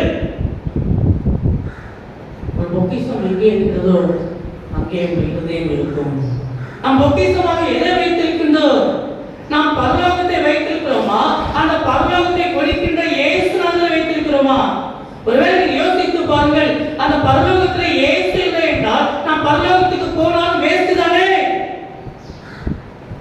ஆண்டவர் இயேசு கிறிஸ்து ஒருவேளை அவன் நரகத்திலே இருப்பார் என்றால் நீங்களும் நானும் நரகத்தை தெரிந்து கொள்ள பிரயாசப்பட வேண்டும். ஆண்டவர் இயேசு கிறிஸ்து பரலோகத்தில் இருக்கிறபடியினால் தான் நாம் பரலோகத்துக்கு போக நாம் பிரயாசப்படுகின்றோம். நம்முடைய வாழ்க்கையிலே நாம் எப்படி பிரயாசப்படுகின்றோம்? ஆண்டவரை தேடுகிறோமா? ஆண்டவர் மூலமாக வருகின்ற ஆசீர்வாதத்தை தேடுகிறோமா? யோசித்து பார்ப்போம். வாழ்க்கையை யோசித்து பார்ப்போம். வாழ்க்கையில் ஆண்டவரை நாம் தேடும் பொழுது நம்மால் கண்டுபிடிக்க முடியும். ஆகவே தான் ஆண்டவர் சொல்லி வைத்திருக்கின்றார், அதை கண்டுபிடிக்கிறவர்கள் சிலர். அதனால அநேகர் ஆண்டவர் மூலமாக இருக்க அந்த ஆசீர்வாதத்தை தேடிக்கொண்டு போய் கொண்டிருக்கிறார்கள். கண்டுபிடிக்கவே முடியாது. வாசலையும் கண்டுபிடிக்க முடியாது, வழியையும் கண்டுபிடிக்க முடியாது. வெளியே தான் நிற்கணும், வெளியே தான் நிற்கணும். மத்திய 7ஆம் அதிகாரத்தில் நாம் பார்க்கும்பொழுது அந்நாட்களிலே என்னை நோக்கி கர்த்தாவே கர்த்தாவே கர்த்தாவே சொல்லி கதறுகிற ஒரு கூட்டத்தை ஆண்டவர் சுட்டி காட்டுகின்றார். மத்திய 7ஆம் அதிகாரத்தில் 21, 22ஆம் வசனத்திலே அந்நாளில் அநேகர் என்னை நோக்கி கர்த்தாவே கர்த்தாவே உமது நாமத்தினாலே தீர்க்கதரிசனம் உரைத்தோம் அல்லவா, உமது நாமத்தினாலே பிசாசுகளை துரத்தினோம் அல்லவா, உமது நாமத்தினால் அநேக அற்புதங்களை செய்தோம் அல்லவா. ஆண்டவர் கொடுக்கிற பதில் என்ன தெரியுமா? அக்கிரமம் செய்யாதே, என்னை விட்டு அகன்று போங்கள், நான் ஒரு காலம் உங்களை அறியவில்லை. ஏன் இவங்களுக்கு இந்த சோதனை? ஏன் இவங்களுக்கு இந்த ஒரு வேதனை? ஐயோ, ஊழியர்கள் பண்ணியிருக்காங்க, அற்புதங்களை பண்ணியிருக்காங்க, தீர்க்க தரிசனங்களை வளர்த்திருக்காங்க, பிசாசுகளை வளர்த்திருக்காங்க, ஏன் இவங்களுக்கு இந்த வேதனை? ஒரே ஒரு காரியம் தான், பிதாவின் சித்தம் வழியில பெருமை உள்ளவர்களுக்கு தேவன் யுத்தத்தில் இருக்கின்றார். ஆண்டவனே வந்து உமது நாமத்தினால தான் பண்ணோம், உமது நாமத்தினால தான் பண்ணோம் சொல்லி கட்டிட்டே இருக்கிறாங்க. பெருமை உள்ளவர்களுக்கு தேவன் யுத்தத்தில் இருக்கின்றார், தாழ்மை உள்ளவர்களுக்கு தேவன் திரும்ப இருக்கின்றார். இந்த கூட்டம் வாசலே நிற்கி அத்தனை ஊழியம் பண்ணியும் அத்தனை இது பண்ணியும் தாழ்மை இல்லைன்னா ஜீவனுக்குள் பிரவேசிக்க முடியாது, ஜீவனுக்குள் பிரவேசிக்க முடியாது. ஒருவேளை இந்த கூட்டம் ஊழியம் பண்ற கூட்டம் அதிகமாக இருக்கலாம், ஆனால் ஜீவனுக்குள் பிரவேசிக்கிற கூட்டம் அது சிலதாக இருக்கிறது. நீங்கள் நான் இந்த கூட்டத்தில் இருப்போமா? யோசித்து பார்க்க நாம் அழைக்கப்படுகிறோம். ஜீவனுக்கு போகிற வாசல் அது இடுக்கமானது, அது வழி நெருக்கமானது. அதை கண்டுபிடிக்கிறவர்கள் அது சிலர் என்று வேதம் எழுதி வைத்திருக்கிறது. அதனால தான் அப்போஸ்தலர் 14ஆம் அதிகாரத்தில் நாம் பார்க்கும் பொழுது அந்த சிறைச்சாலை காரனுடைய வாழ்க்கையில் மாற்றம் நடந்தது. அவன் தன்னையே தாழ்த்தி இப்பொழுது அந்த பவுலை சீலாவையும் அழைத்துக் கொண்டு போய் அவனுடைய காயங்களை கட்ட ஆரம்பித்தான். என்ன ஒரு மாற்றம்! அவனுடைய காயங்களை அவன் கட்டினான், அவன் மகிழ்ச்சி அடைந்தான் என்று வேதம் சொல்லுகின்றது. அவன் ரட்சிக்கப்பட்டான், அவன் ஆண்டவரை விசுவாசித்தான், நீங்கள் நானும் ஆண்டவரை விசுவாசிக்கிறோமா? ஆண்டவர் வாசலாக இருக்கின்றார், ஆண்டவர் வழியாக இருக்கின்றார், ஆண்டவரே அவர் எல்லாமுமாக இருக்கின்றார். அதை கண்டுபிடித்து விட்டோமா? ஒருவேளை நாம் கண்டுபிடிக்காவிட்டால் நாம் வாசல்ல தான் நின்று கத்திக்கிட்டே இருப்போம், வாசல்ல தான் நிற்கணும். ஜீவனுக்குள் பிரவேசிக்க முடியாது. ஜீவனுக்கு போகிற வாசலுக்கு முன்பாக நின்று கர்த்தாவே கர்த்தாவே என்று கதறி கொண்டிருப்போம். இந்த அகலமான நிலை நமக்கு வேண்டாம். நம்ம ஒப்பு கொடுப்போமா? நம்மை தாழ்த்துவோமா? அப்படி நம்முடைய கண்களை மூடி நம்ம ஒப்பு கொடுத்து நாம் ஜெபம் செய்ய போகிறோம். எல்லாரும் கையிலிருந்து ஆண்டவரே என்னை நான் தாழ்த்துகிறேன், நான் பாக்கியவான் என்று பெயர் எடுக்க வேண்டுமே, என்னை பாக்கியவான் நீர் அழைக்க வேண்டுமே. இந்த உலகத்தில் இருக்கிறவர்கள் ஒருவேளை நம்மை பார்த்து நீ பாக்கியவான், நம்முடைய அந்தஸ்தை பார்த்து, நம்முடைய படிப்பு திறமைகளை பார்த்து, உயர்வை பார்த்து நீ பாக்கியவான் என்று சொல்லலாம். ஆனால் ஆண்டவர் நம்மை பாக்கியவான் என்று சொல்ல விரும்புகிறார். அவருடைய நாமத்தில் நிமித்தம் துன்பத்தை சகிக்க வேண்டும், அவருடைய நாமத்தில் நிமித்தம் நாம் துன்பத்தை சகிக்க வேண்டும். ஆண்டவர் அதற்காகத்தான் நம்மை அழைத்திருக்கிறார். ஒப்பு கொடுப்போமா? அப்பா, நான் இதுவரைக்கும் நான் பெருமையா இருந்துட்டேன், நம்ம மன்னிச்சிருங்க சொல்லுவோமா? ஆண்டவரே மன்னிச்சிருக்க எல்லாரும் வாயிலே திறந்து என்னை மன்னிங்கப்பா. நான் ஜீவனுக்குள் பிரவேசிக்க விரும்புகிறேன். சிறைச்சாலைக்காரனுடைய வாழ்க்கையை மாற்றம் உண்டானது. அவன் தன்னை தாழ்த்த ஆரம்பித்தானே, அவன் விழுந்து விழுந்தானே. ஆண்டவரை எங்களை ஒப்புக் கொடுக்கிறோம், எங்களை ஒப்புக் கொடுக்கிறோம், எங்களை ஒப்புக் கொடுக்கிறோம். ரெண்டு வாழ்க்கையை மாற்றங்கப்பா. கேட்ட சந்தித்து முடிந்த பிள்ளைகளை ஆண்டவரை நீங்கள் ஆசீர்வதிங்க. ஆண்டவரை தாழ்த்தி ஆண்டவருடைய சமூகத்திலே ஒப்புக் கொடுக்க உதவி செய்யும்படியாக நாங்கள் செய்கிறோம். ஆண்டவரே கேட்ட வசனங்கள் ஒன்றும் வீணாய் போகாதபடிக்கு உடைக்கிறவை நாளை காத்துக்கொள்ளும்படியாக நாங்கள் ஜெபிக்கிறோம். ஆண்டவரே இந்த வேளையிலே அப்பா எல்லாரும் தங்களுடைய கருத்தில் ஒப்பு கொடுத்து ஜெபிக்கிறோம். நாம் மாத்திரம் மகிமைப்படுவதாக ஒப்பு கொடுத்த பிள்ளைகளுடைய கருங்களை பிடித்துக் கொள்ளுங்க, வழி நடத்துவதாக இயேசுவின் நாமத்தில் ஜெபிக்கிறோம் ஜீவனுள்ள நல்ல பிதாவே, ஆமென். அல்லேலூயா, அல்லேலூயா. என்றும் வாய்ப்பை கொடுத்த ஆண்டவராகிய இயேசு கிறிஸ்து இந்த வேலை சபை போதுவர் ஐயா அவர்களுக்கும் இது மாத்திரமல்ல எனக்கு நன்றாக அறிமுகமான உங்களது சபை ஊழியர் ரமீன் அவர்களுக்காகவும் நன்றியினை நான் தெரிவிக்கிறேன். மாத்திரமல்ல சிறந்த தாழ்மையான குணத்தை படைத்த ஒரு உபதேசியரை உங்களுக்கு ஆண்டவர் கொடுத்திருக்கின்றார். ஆகவே நீங்கள் அதை பயன்படுத்திக் கொள்ளுங்கள். உற்சாகத்தோடு நீங்கள் இன்னும் தொடர்ந்து தேவனுடைய வார்த்தைகளை நீங்கள் கேட்டு உணர்வுடையபடியாகவும் தேவ ஆசீர்வாதத்தை பெற்றுக்கொள்ளும்படியாகவும் அன்போடு ஞாபகப்படுத்தியும் பெற்றதாக உங்களையும் உங்கள் குடும்பத்தையும் ஆசீர்வதிப்பாராக. ஆமென். காணிக்கை பாடலாம். நாம் யாவரும் எழுந்து நின்று ஆராதனை கீதங்கள் 188, இருட்சாண்டி கீதம் 495, கிறிஸ்தவ கீர்த்தனை 196. ஆராதனை கீதங்கள் 188, இருட்சாண்டி கீதம் 495, கிறிஸ்தவ கீர்த்தனை 196. நம்பி வந்தேன் ஏசையா, நான் நம்பி வந்தேன்.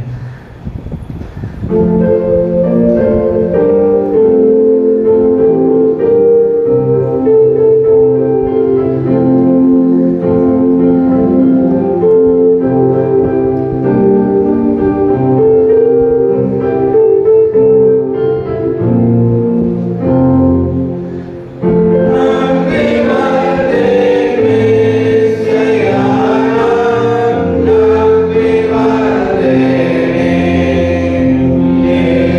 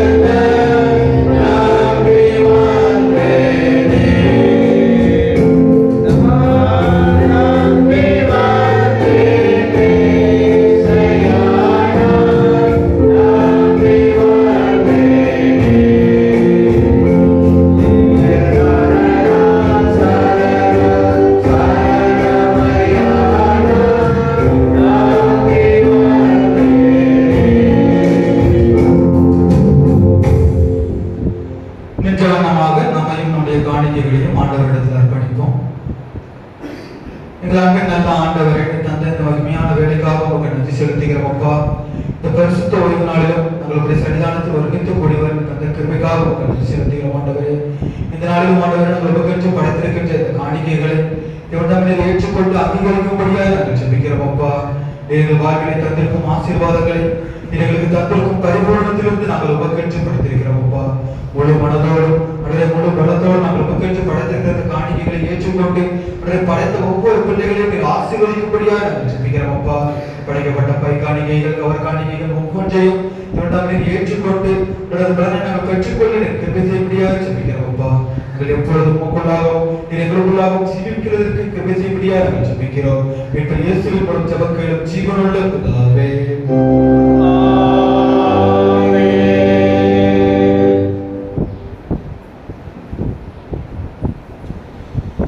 யாவரும் மனதால் படியிட்டு பொதுவான சோஸ்திர ஜெபத்தை ஏறெடுப்போம். பொதுவான சோஸ்திர ஜெபம் ஆராதனை கீதங்கள் 521 பக்கம். சர்வ வல்லமையுள்ள தேவனே, சர்வ சகோதர பிதாவே, அபபிரநாம தடியாராகிய உங்களுக்கும் மற்றெல்லா மனிதருக்கும் தேவனுடைய சில மக்களுக்கு கிருபைக்காகவும் அன்புள்ள தயவுக்காகவும் மிகுந்த தாழ்மையோடு முழு இதயத்தோடு உங்களுக்கு சோஸ்திரம் செலுத்துகிறோம். தேவனுடைய சித்தத்துக்காகவும் காப்பாற்றுவதற்காகவும் எங்களுக்கு ஆசீர்வாதங்களுக்காகவும் நிகழ்கிறோம். விசேஷமாக எங்களுக்காக கிறிஸ்து நாளில் விட்டுக் கொண்ட வித்தியாசம் நம்புக்காகவும் கிருபையை நன்மைக்காகவும் மகிமையையும் நம்பிக்கைக்காகவும் உங்களுக்கு சோஸ்திரம் செலுத்துகிறோம். நாங்கள் உடையாகவும் ஒப்பு கொடுத்து வாழ்நாளெல்லாம் உங்களுக்காக பரிசுத்தமும் நீதியும் நடக்கவும் எங்கள் வாழ்நாள் மாத்திரமல்ல எங்கள் நடக்கையினாலும் உங்களை பிரஸ்தாபப்படுத்தவும் தேசவார்கள் ஆட்சிப்படுத்தவும் உணர்வை கல்வி செய்ய வேண்டும். இந்த காலையை இயேசு கிறிஸ்துவாக வேண்டிக் கொள்கிறோம். அவருக்கும் தேவனுக்கும் பிரஸ்தாவிக்கும் எல்லா மேன்மையும் மகிமையும் சதா காலங்களிலும் உண்டாவதாக. ஆமென். துதிகளின் மத்தியில் வாசம் செய்கிற அன்பின் நல்ல தேவனே, இந்த மகிமையான ஒரு நாளுக்காக உங்களுக்கு நன்றி செலுத்துகிறோம் அப்பா. இந்த நாளிலும் ஆண்டவரே உடைய வார்த்தைகளை நிமித்தமாக எங்களை தேற்றுகிறதுக்காக உங்களுக்கு நன்றி செலுத்துகிறோம் அப்பா. கேட்ட உடைய வார்த்தைகளை நிமித்தம் ஆண்டவரே நமது இறுக்கமான வாசல் வழியாக உட்பிரவேசிப்பதற்கு எங்களை தகுதிப்படுத்திக் கொள்ள கிருபை செய்யும்படியாக நாங்கள் ஜெபிக்கிறோம் அப்பா. உடைய பரலோக மகிமையிலே நாங்களும் பங்கு பெற எங்களை பரிசுத்தப்படுத்தும்படியாக நாங்கள் ஜெபிக்கிறோம் அப்பா. இந்த வெளியிலும் ஆண்டவரே சன்னிதானத்தில் வந்திருக்கிற ஒவ்வொரு பிள்ளைகளும் இறுக்கமான வாசல் வழியாக பிரவேசிப்பதற்கு வாஞ்சியுள்ளவர்களாய் இந்த வாஞ்சையை தேவன் நிறைவேற்றும்படியாக நாங்கள் ஜெபிக்கிறோம் அப்பா. ஒவ்வொரு பிள்ளைகளின் வேண்டுதல்கள் வாஞ்சைகள் எல்லாவற்றையும் இவன் நிறைவேற்றும்படியாக ஜெபிக்கிறோம் ஆண்டவரே. சபை பிள்ளைகள் ஒவ்வொருவரையும் உடைய கருத்தில் அர்ப்பணித்து ஜெபிக்கிறோம் ஆண்டவரே. சிறியோர் முதற்கொண்டு பெரியோர் வரை ஒவ்வொரு பிள்ளைகளுக்கும் நல்ல சரீர சுகமல ஜீவன் கொடுத்து ஆண்டவரிடையே கொடுத்திருக்கிற தேசத்திலே நாங்கள் சுகத்தோடு பலத்தோடு உண்மை துணிக்க உம்முடைய நாமத்தை உயர்த்த கிருபை செய்யும்படியாக நாங்கள் ஜெபிக்கிறோம் அப்பா. ஆண்டவரே ஒவ்வொரு பிள்ளைகளுக்காக ஜெபிக்கிறோம் அப்பா. படிக்கின்ற பிள்ளைகள், வேலை பார்க்கின்ற பிள்ளைகள் ஒவ்வொருவரையும் உடைய கருத்தில் அர்ப்பணித்து ஜெபிக்கிறோம் ஆண்டவரே. படிக்கின்ற பிள்ளைகளுக்கு நம்முடைய ஞானத்தினால் நிரப்பும்படியாக நாங்கள் ஜெபிக்கிறோம் அப்பா. தேவனுக்காக ஆயத்தமாக்கி கொண்டிருக்கின்ற பிள்ளைகளுக்காக நாங்கள் ஜெபிக்கிறோம் ஆண்டவரே. ஒவ்வொரு பிள்ளைகளும் ஆண்டவரே உம்மால் ஞானத்தில் வளர்க்கப்பட்டு ஞானத்தின் மூலமாக அவர்கள் தேர்ச்சி பெற கிருபை செய்யும்படியாக ஜெபிக்கிறோம் ஆண்டவரே. கேட்கிற எவனும் பெற்றுக்கொள்வான்னு சொல்வது போல ஆண்டவரே உம்முடைய சன்னிதானத்தில் உம்மை நோக்கி கேட்டுக்கொண்டிருக்கிற ஒவ்வொரு பிள்ளைகளும் எல்லா விதமான ஆசீர்வாதங்களையும் பெற்றுக்கொள்ள கிருபை செய்யும்படியாக நாங்கள் ஜெபிக்கிறோம் அப்பா. வேலை பார்க்கின்ற பிள்ளைகளுக்காக நாங்கள் ஜெபிக்கிறோம் அப்பா. ஒவ்வொரு கோப்பையும் வரத்தையும் ஆசீர்வதிக்கும்படியாக நாங்கள் ஜெபிக்கிறோம் அப்பா. அவர்கள் வாழ்வில் ஆண்டவரை பலன் கொடுக்கவும் 30, 60, 100 பலிக்கு பெருகவும் கிருபை செய்யும்படியாக ஜெபிக்கிறோம் அப்பா. சிகிச்சை வியாபாரங்கள் ஒவ்வொன்றையும் ஆசீர்வதித்து நீர் அவர்களோடு இருந்தவர்கள் அனுகிரகம் செய்ய வேண்டும் என்று நாங்கள் ஜெபிக்கிறோம் அப்பா. விசேஷமாக ஆண்டவரே வெளியில் தங்கியிருக்கிற பிள்ளைகளுக்காக நாங்கள் ஜெபிக்கிறோம் அப்பா. ஒவ்வொரு நாளும் அவர்களை குறித்து செய்திகளை கேட்கவும் பகிர்ந்து கொள்ளவும் கிருபை செய்யும்படியாக ஜெபிக்கிறோம் அப்பா. வெளியில் இருக்கிற பிள்ளைகளுக்கு நீரே தாயும் தகப்பனமாய் இருந்து அவர்கள் தேவைகள் எல்லாவற்றையும் சந்தித்து அவர்கள் செய்கிற வியாபாரங்களை ஆசீர்வதித்து அவர்கள் வாழ்வில் ஒரு நிறைவான சந்தோஷம் சமாதானம் நிறைந்து காணப்பட கிருபை செய்யும்படியாக நாங்கள் ஜெபிக்கிறோம் அப்பா. இந்த வெளியில் ஒவ்வொரு பிள்ளைகளுக்காக நாங்கள் ஜெபிக்கிறோம் அப்பா. ஒவ்வொரு பிள்ளைகளும் பெற்றோர்களுக்கு உமக்குள் கீழ்ப்படுத்தி நடக்க கிருபை செய்யும்படியாக ஜெபிக்கிறோம் அப்பா. இந்த பூமியிலே வாழ்நாட்கள் எடுத்திருப்பதற்கு ஒரு தாயையும் ஒரு தகப்பனையும் கனப்படுவாயாக சொன்னது ஆண்டவரை எப்பொழுதும் ஆண்டவரை உமக்குள் பகிர்ந்து தாயும் தகப்பனையும் கனம் பண்ணி ஆண்டவரை மகிமையை நாங்கள் பெற்றுக்கொள்ள கிருபை செய்யும்படியாக நாங்கள் ஜெபிக்கிறோம் அப்பா. வந்திருக்கிற ஒருவரும் ஆண்டவரே வெறுமையாக திருப்பி செல்லாமல் பரிபூர்ண ஆசீர்வாதத்தை பெற்றுக்கொண்ட பிள்ளைகளாக கடந்து செல்ல கிருபை செய்யும்படியாக ஜெபிக்கிறோம் அப்பா. ஆண்டவரே அழைப்பிற்கு அழைக்கப்பட்டவர்களோ அநேகர், தெரிந்து கொள்ளப்பட்டவர்களோ சிலர் என்று சொல்லுவோம் ஆண்டவரே. தெரிந்து கொள்ளப்பட்ட பாத்திரத்தில் ஆண்டவரே நாங்கள் இருக்க நாங்கள் எப்பொழுதும் உங்களுடைய தெரிந்து கொள்ளப்பட்ட பிள்ளைகளாக நாங்கள் வாழ்வதற்கு கிருபை செய்யும்படியாக ஜெபிக்கிறோம் அப்பா. உங்களுடைய அழைப்பை ஏற்று ஆண்டவரே இருதயத்தை உங்களுடைய சித்தத்திற்கு கருத்துக்கு ஒப்புக் கொடுக்கின்ற பிள்ளைகளாக உமக்கு உடைய அழைப்புக்கு பாத்திரவான்களாக நாங்கள் நடந்து கொள்ள கிருபை செய்யும்படியாய் ஜெபிக்கிறோம் அப்பா. உம்மால் அழைக்கப்பட்டு தெரிந்து கொள்ளப்பட்ட பிள்ளைகள் இந்த இடுக்கமான வாசல் வழியாக உட்பிரவேசிக்க தகுதியை பெற்றிருக்கிறார்கள் என்பதை நாங்கள் தெரிவிக்கிறோம் அப்பா. நாங்களும் ஆண்டவரே உம்முடைய மகிமையினால் இந்த இடுக்கமான வாசல் வழியாக நாங்கள் உட்பிரவேசிப்பதற்கு கிருபை செய்யும்படியாய் ஜெபிக்கிறோம் அப்பா. எங்கள் வாழ்விலே காணப்படுகின்ற எல்லா குற்றங்கள் குறைகளையும் மன்னித்து அவருடைய நிறைவான சமாதானத்தை தந்து உம்முடைய பிள்ளைகள் என்று சொல்லிக் கொள்வதற்கு நாங்கள் தகுதி உள்ளவர்களாய் வாழும்படிக்கு என் கிருபை செய்யும்படியாய் ஜெபிக்கிறோம் அப்பா. ஆண்டவரே எங்கள் உதடுகள் எப்பொழுதும் உண்மை சிந்தித்துக் கொண்டிருக்கவும் எங்கள் கால்கள் எப்பொழுதும் உம்முடைய பாதையில் நடக்கவும் எங்கள் இருதயத்தில் எப்பொழுதும் உடைய சிந்தனைகள் ஒழித்துக் கொண்டிருக்கவும் என் கிருபை செய்யும்படியாய் ஜெபிக்கிறோம் அப்பா. ஆண்டவரே இப்பொழுதும் எங்களுடைய சம்பத்தை விட்டு எங்கள் கடந்து செல்லும் பொழுது ஆண்டவரே சத்துருக்கள் எங்களுக்கு எதிராக எழுப்புகிற எல்லா விதமான சோதனைகள் இருக்கும் உங்களுடைய நாமத்திற்காக செய்யும் கொள்ள கிருபை செய்யும்படியாய் ஜெபிக்கிறோம் அப்பா. உங்களுடைய நாமத்தின் நிமித்தமாக ஆண்டவரே எல்லா சத்துருக்களின் எண்ணங்களையும் எதிர்கொள்வதற்கு எங்களுக்கு கிருபை செய்யும்படியாய் ஜெபிக்கிறோம் அப்பா. இருளில் இருக்கிற ஜனங்கள் பெரிய வெளிச்சத்தை கண்டார்கள் சொல்வது போல ஆண்டவரே பாவ இருளில் அடைபட்டு கிடக்கிறீர்கள் உங்களுடைய மீட்பின் மூலமாக உங்களுடைய ரத்தத்தின் மூலமாக உங்களுடைய தழும்புகளின் மூலமாக எங்களை மீட்டெடுத்து எங்களை குணமாக்கும்படியாக நாங்கள் ஜெபிக்கிறோம் அப்பா. அதுவே இந்த வேளையிலும் கண்ணீரோடு பாரத்தோடு இடத்தில் செபித்துக் கொண்டிருக்கிற ஒவ்வொரு பிள்ளைகளையும் எங்கள் நோக்கி பார்க்கபடியாய் ஜெபிக்கிறோம் அப்பா. கண்ணீரோடு விதைக்கிறவர் கெம்பீரத்தோடு அர்ப்பணம் சொல்வது போல ஆண்டவரே கெம்பீரத்தோடு எங்கள் பலன்களை நாங்கள் பெற்றுக்கொள்ள எங்கள் ஜெபத்துக்கேற்ற பலன்களை நாங்கள் பெற்றுக்கொள்ள கிருபை செய்யும்படியாய் ஜெபிக்கிறோம் அப்பா. ஏதோ ஆலயத்திற்கு வந்தோம் சென்றோம் என்று இல்லாமல் ஆண்டவரே எங்கள் உண்மை முழுவதுமாக பற்றி கொண்டு நடக்க எங்கள் உண்மை நாமத்தை முழுவதுமாக பற்றி கொண்டு நடக்க கிருபை செய்யும்படியாய் ஜெபிக்கிறோம் அப்பா. இந்த வெளியில ஆண்டவரே ஒவ்வொரு பிள்ளைகளையும் கடத்தி தருகிறோம் அப்பா. சபை பிள்ளைகள் ஒவ்வொருவரையும் ஆசீர்வதியும் சபை பணியாளர்கள் பொறுப்பாளர்கள் ஒவ்வொருவரையும் நீரை பாதுகாத்து பொறுப்படுத்திக் கொள்ளும்படியாய் ஜெபிக்கிறோம் அப்பா. உங்களுடைய பணிகளை செய்கிற ஒவ்வொரு பிள்ளைகளுக்கும் உங்களுடைய ஆசீர்வாதம் நிறைந்து காணப்பட கிருபை செய்யும்படியாய் ஜெபிக்கிறோம் அப்பா. தந்திருக்கிற பெருவானவர்களுக்காக உங்களை நன்றி செலுத்துகிறோம் அப்பா. உங்களை தேவனமே நீர் பாதுகாத்து வழிநடத்தும்படியாய் ஜெபிக்கிறோம் ஆண்டவரே. தந்திருக்கிற பாடல்கள் குழுவிற்காக உங்களை நன்றி செலுத்துகிறோம் ஆண்டவரே. எப்பொழுதும் பாடல்கள் வழியாக உங்களை துதிப்பதற்கு தந்திருக்கிற பாக்கியத்திற்காக உங்களை நன்றி செலுத்துகிறோம் அப்பா. மென்மேலும் உங்களை துதித்து உங்களுடைய நாமத்தை புகழ்ந்து வகைப்படுத்த கிருபை செய்யும்படியாய் ஜெபிக்கிறோம் அப்பா. விசேஷமாக ஆண்டவரே இது எனக்கு மகனுக்காக நாங்கள் ஜெபிக்கிறோம் அப்பா. நாங்கள் உண்மை எப்பொழுதும் சேவோடு துதிப்பதற்கு தந்த கிருபைக்காக நன்றி செலுத்துகிறோம் ஆண்டவரே. எல்லா காரியங்களிலும் சபையிலிருந்து ஏறெடுக்கப்படுகிற எல்லா காரியங்களிலும் ஆண்டவரே உடைய தெய்வீக வழிநடத்துதல் எங்களோடு இருந்து எங்களை பாதுகாத்துக் கொள்ளும்படியாய் ஜெபிக்கிறோம் அப்பா. வருகின்ற நாட்களிலும் ஆண்டவரே தெய்வீக பிரசன்னம் எங்களை வழிநடத்தும்படியாய் ஜெபிக்கிறோம் அப்பா. ஆண்டவரே இந்த வேலையிலும் வேலைக்காக காத்துக் கொண்டிருக்கின்ற பிள்ளைகள் கற்பத்தின் கனிக்காக காத்துக் கொண்டிருக்கின்ற பிள்ளைகள் ஒவ்வொருவரும் காத்திருப்பையும் தேவனமே நீர் நிவர்த்தி செய்யும்படியாய் ஜெபிக்கிறோம் அப்பா. உமக்காக காத்திருக்கிறவர்கள் எப்பொழுதும் வெட்கப்பட்டு போக மாட்டார்கள் என்று சொல்லுவோம் ஆண்டவரே. நித்திய ஜீவன் அடைந்ததான பலியை இவர்களுக்கு காண்பிக்கபடியாய் ஜெபிக்கிறோம் அப்பா. உம்முடைய ஆசீர்வாதத்தை இந்த உலகத்தில் நாங்கள் பெற்றுக்கொள்ள உம்முடைய ஆசீர்வாதத்தை அல்ல ஆண்டவர்கள் எப்பொழுதும் உண்மை தேட கிருபை செய்யும்படியாய் ஜெபிக்கிறோம் அப்பா. எங்களை முழுவதுமாக தாழ்த்தி உடைய கருத்தில் அர்ப்பணிக்கின்றோம். துதி கனம் மகிமை எல்லாவற்றையும் உமக்கே செலுத்துகிறோம். இப்ப இயேசுவின் மூலம் ஜெபம் கேளும் ஜீவனுள்ள பிதாவே.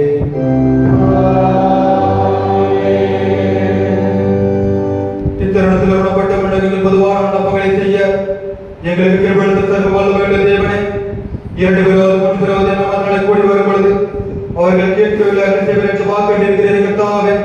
உமது அடியாரை எங்களுக்கு வேண்டிய நன்மைகள் உண்டாக எங்கள் விருப்பங்களையும் வேண்டுதல்களையும் இப்பொழுது நிறைவேற்றி இம்மையில விடுதலை தருகிற அறிவையும் மறுமையில் நித்திய ஜீவனையும் எங்களுக்கு கட்டளையிட்டார்கள்.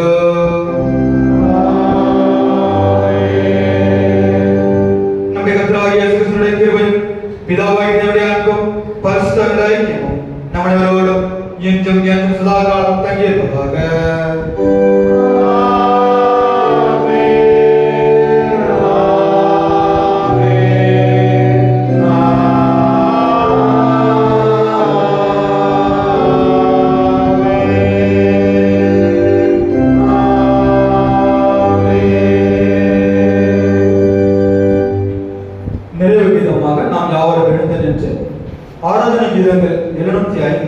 ஆராதனை கீதங்கள் 705 கூடி மீட்பர் நாமத்தில் அவர் பாதம் பணிவோம்.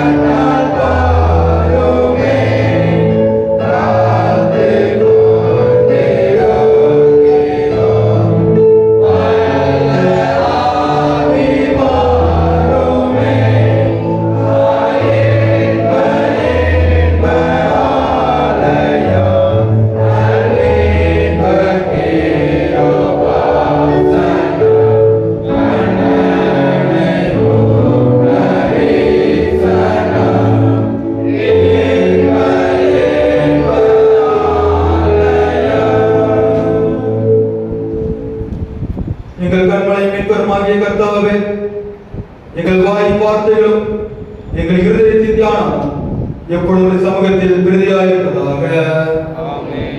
கர்த்தர் உங்களோடு இருப்பாராக. தேவ சமாதானத்துடனே